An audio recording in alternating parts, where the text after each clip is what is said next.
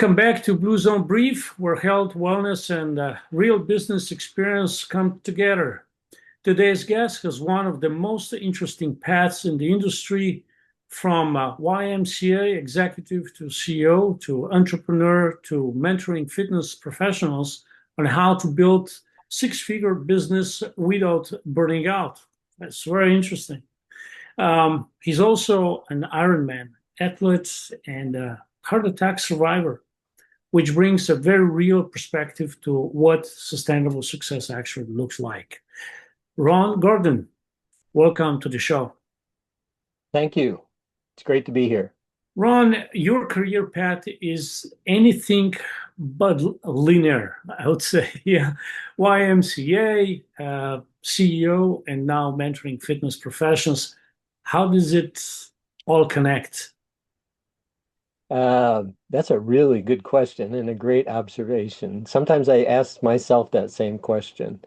I started out thinking that I wanted a job and a career, and I was very successful in the YMCA, but soon learned that really wasn't where I wanted to spend my entire life. Yeah. And so I lean more towards entrepreneurial uh, s- sorts of ventures and eventually became an entrepreneur. So there's quite a series of steps. Looking back, it all makes perfect sense. Excuse me. But at the time, sometimes I even questioned, okay, why am I going here? Why am I going there? Yes, but what pulled you back into the fitness after all those other roles? What the interesting thing is, I never really left the fitness space. When I was working mergers and acquisitions, I still had a part-time fitness thing on the side. And when I was at the Montessori school, one of the things that I told them when I took the job is I still needed to maintain a few clients. So I never really left it, but I Okay, but became more passionate about it later on.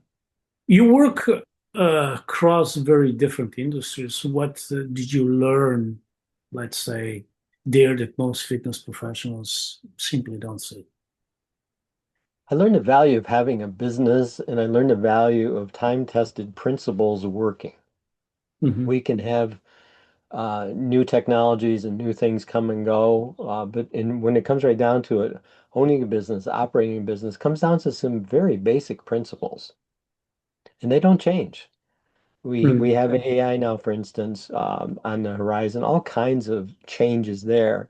But what's going to build the business is still going to be the person with the CEO hat on, sitting in a chair, making the tough decisions that only humans can make in moving in that direction. You said your heart attack changed everything. I cannot imagine how this looks like, but how did that experience reshape how you think about business today and what you teach now? Oh, it had a huge impact. First of all, I thought it made me rethink how I think about fitness. First of all, because I was very fit. And when the actual event itself happened, I tried to put it in a box that I understood because I didn't feel really bad, but I knew something wasn't right. So that was the second thing I had to rethink is what is going on. And then, of course, when I realized or was informed by the doctors that all my blood work showed I'd had a heart attack because I didn't believe them, when they showed me all the blood work, then I had a little moment of panic about my business and what I was going to do to trim things down while I was in this hospital situation that was going to require some rest. Yes. And to my surprise, my staff came to me in the hospital room and said, "We've got this. We've got it covered." And I looked at them and said, "But are you sure?" And they said, "You've been training us, preparing us. You just haven't let us go. Now you got Yes. to let us go. So we're going to have fun." And Now, you build a six-figure business working 30 hours per week. mhm. What made that possible? Because this is not easy. And what are most trainers doing wrong that kept them stuck? There's usually a couple things that have them stuck, but in terms of trainers, I think fall into three buckets when it's all said and done. For most fitness professionals, number one, they're wearing all the hats, they're doing everything. Number two, they have trouble problems with the money talk, and number three, random acts of marketing. And trainers in particular, in my opinion, have a a very difficult time with the money talk. They're not really charging what they should be charging for the services they provide. These are life-changing services, and they're giving it away Mhm. and burning out in the process. So, in my, to answer your question, when I knew I wanted to have a business of training CEOs, it was pretty simple. I figured out what the average trainer was making in my market and doubled it. And then went after people who could afford to pay for it, specifically in marketing. I mean, what that marketing was, it was pretty basic. I picked up the telephone and made 1,200 phone calls to people I didn't know who were CEOs. And Yes. the only way that happened, the only way I had the strength to get through it was because I was in a peer group, a mentoring peer group, a mastermind group, and they held me accountable, or else I never would have made it. Cool, cool. Now you mentioned three things that stop most trainers: wearing all the hats, money, discomfort, random marketing. Which one is the biggest problem and why? Wow, that is a really good question. Um, I would say wearing all the hats is a mindset. And Hmm. that's probably the biggest problem is that people fall into several different categories. They think no one else can do it as good as they can, or they'll lose their clients if they hire someone to help them. And then they run around. If they've got a gym, they're cleaning the bathroom, they're cleaning the front door, they're teaching a class, they're interrupting everything because the phone rang. So I think that's where it all starts when they try to, and they are very excited about what they have, but they really built themselves into a job. And Hmm. it's not really a business until there's systems and sanity that goes with that, until it's an entity that can survive without them. It's not a business. I see. Now, I think that's my opinion. The fitness industry is changing. It's changing fast. Like you have Mhm. artificial intelligence, home equipment, weight loss drugs, that kind of stuff. What are the Mhm. top business doing differently right now? I think the top businesses have stayed true to what they do. And Hmm. there's really three parts of that because when it's all said and done, fitness is good. But as you just pointed out, there's so many competitions for fitness. You can go to AI and get a workout plan, and you can buy home equipment. And why would you go to a gym? Or why would you have a trainer come to your house? And it really comes down to there's a fun factor, a fitness factor, and a family factor that we can't get anywhere else. And so those if people market that, then we're in a much better place to have successful gyms. If we just market fitness, I mean, who really cares about how many treadmills you have? Who cares about square footage? People care about outcomes. They care about transformations. They want to Yes. fit in a dress, or they want to be able to attend their high school reunion and look nice. They don't care about the treadmill. The treadmill is just a tool to get them there. Now it's interesting. The other day, I had an interview with one of respected trainers, and what he said is the mental area is very important as well. It's not Hmm. just physical. These people who need special training, actually, they are suffering also a little bit, or not suffering. They have a challenge with mental issues, and so I do believe that. So you think one-on-one is the thing that everyone should be focused on? It depends on the person's business model. That's a really good business model. If a person, a trainer or a coach wants that model, it's very good. My preference would be a small group. I Small was able, group. yeah, small group, three or four people at once, training them. Sometimes it's called semi-private, sometimes it's called small group, but that's where you can get the most interaction, most excitement, the most challenging environment. If you're one-on-one, you are the entertainment. Really? You That's somebody's interesting. house, Mhm. you've got to be the entertainment. If you're in a small group, you can use the dynamics of that small group to bring everybody's level of participation and fun up.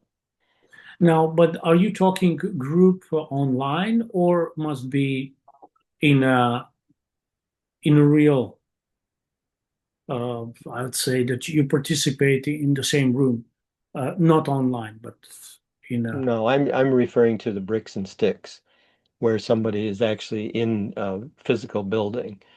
You might be able to do it online, but that's would require different technology and all of that. But Mhm. the simplest answer is you've got a small gym out here, or could even be a YMCA. The heart of those programs are going to be those small group fitness programs. Interesting. Now, what do you really want to work with today?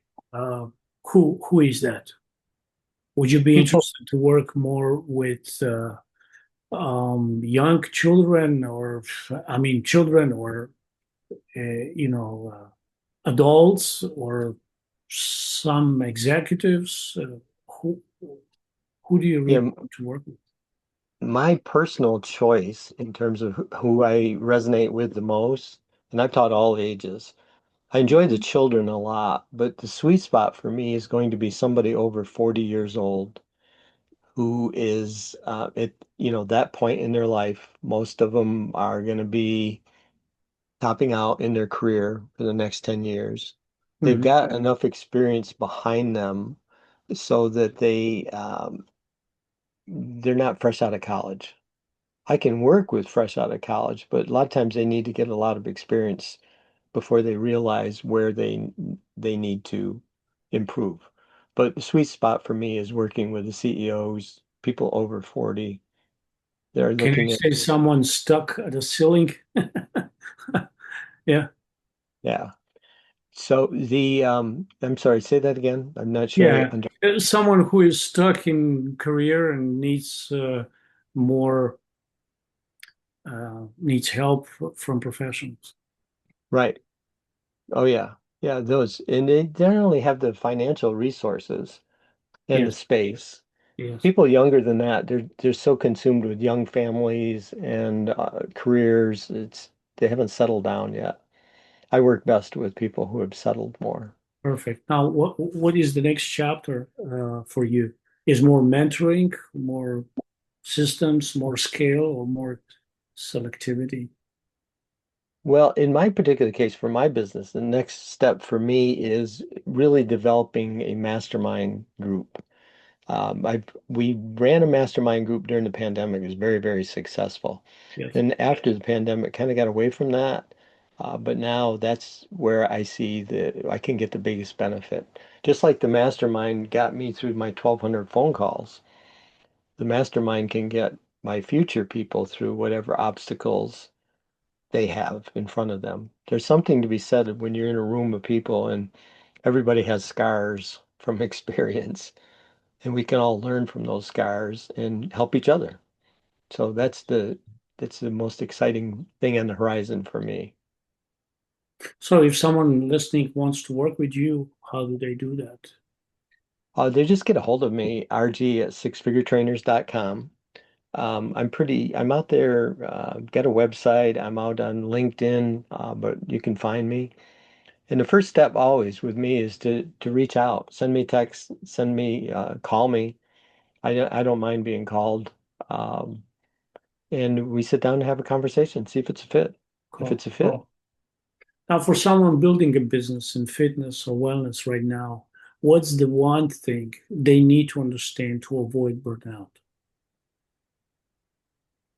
they can't wear all the hats all the time. They need a business mindset. Hmm. If they think that if they want to be an artist, and I know trainers who are very happy that train only 4 or 5 people, but Yes, they charge an incredible amount of money to have the lifestyle that they want. But for most trainers out there, they are going to have much more than 1 or 2 clients, and they're going to be in a position where their time is important and their tasks, some of the tasks, for instance, well, a personal story. When I was a trainer and I was training CEOs, and I was also starting a CrossFit gym at the same time, I was very busy. So I hired someone else to do my shopping for me. yes. I mean, my grocery shopping. It's not my favorite thing to do, wander around the grocery stores. And I decided that that's where I could save a lot of time. So I farmed that out. It was great. Every week, the refrigerator is filled on Friday, and there was one surprise. She knew my eating habits, so she was very good with that. But she'd find something unique every week for me to try. That was cool. Good, good, good. Now, Ron, this has been a great conversation. What really stands out is that your message isn't just about growth, it's about building something that actually works long term without sacrifice your health or your life. Hmm. And I think that's something a lot of people in this industry need to hear right now. So I would say thank you for sharing your story and your perspective. For everyone listening, you can find Ron and learn more about his work at sixfiguretrainers.com. We will include all the links in the show notes. Ron, thanks again for being here, and thank you for listening to Blue Zone Brief. And we will see you in the next episode. Thank you for the opportunity. I appreciate it.